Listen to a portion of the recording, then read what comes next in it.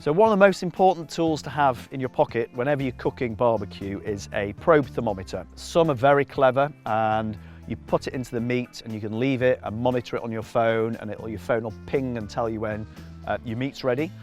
Or you can go a lot more basic and just have something that you stick in and have a quick look and then check again in 5 or 10 minutes time. These thermometers will tell you if the temperature of your barbecue starts to drop, so it's time to put more fuel on, for example, as well. The goal with using a lot of these thermometers is you can put them in, relax, enjoy the cooking process, sit and have a beer, not stress, because you know, barbecue's stressful for a lot of people. So if you can take that stress out and you know the temperature that it's cooking at, you can see, you think, okay, it's going to be ready in half an hour or something at temperature, and you take it out and then you rest it properly.